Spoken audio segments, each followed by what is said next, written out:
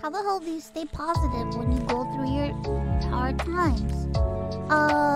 It's very difficult. I think I'm crazy. I don't think I'm positive all the time. I have my moments, you know? But for the most part, I don't know.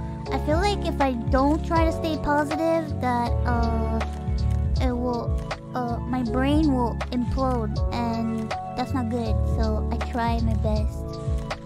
It's hard to explain, really.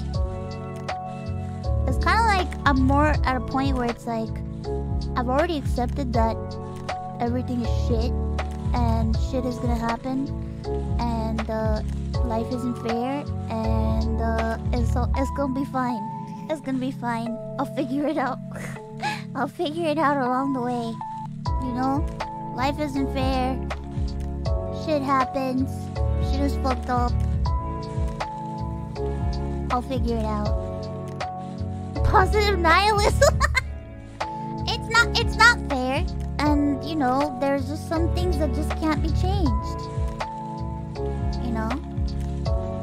I used to worry a lot about things, but then I realized, you know, as much worrying as I do, there's nothing that I could do to change this particular situation. So for me to overwhelm myself with worry is effort and time that's going into something that is essentially inevitable, and it's essentially not worth it to worry about, because there's nothing that can really be done. The only thing you can do is try to figure out how to handle a situation and how to do things differently to do something else, you know? What a lot of people don't tell you is that worrying causes stress, and stress isn't good for your health. And if you're too stressed out, it starts to affect you in many different ways. Not just emotionally and mentally, but physically as well. And there comes a moment where you need to just be like, you know, this is not good for me. I can't keep on. And your first instinct is to feel bad, because that's what we are trained to do by nature. We're meant to focus on bad stuff. It's something that we do. We sometimes even do it without thinking. You can't help but think it, you know? Can't help but worry. It's like what I tell my mom, or what I tell like people. My mom, she's a professional worrier.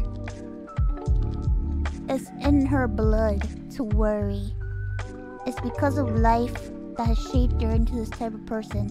My mom is the type of person where if something is not going wrong, she'll find something to go wrong, because not having something go wrong is strange to her.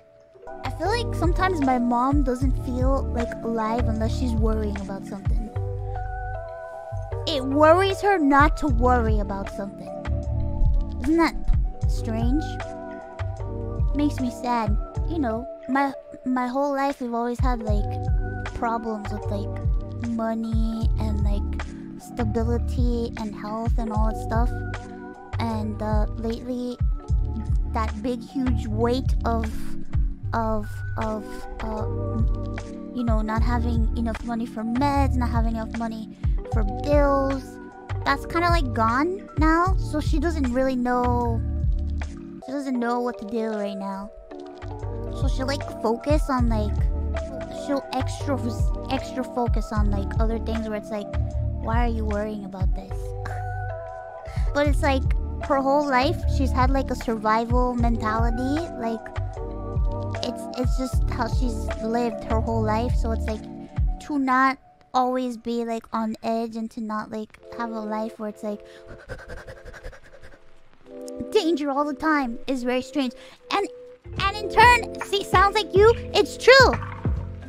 And in turn, that's how it is with me, because I grew up with my parents and I have had like survivalist mentality, and now it's very strange. And now I'm like except I still got shit to worry about though, but I try not to. So I've like made it a habit to try to like stop worrying about stuff that I just can't control. It's hard. It's very hard. It's programming, you know. Yeah, low income life status. Yeah, man. You know that life. The buy a bag of chicken nuggets to last you a week, a month type life. Cup noodle everyday life.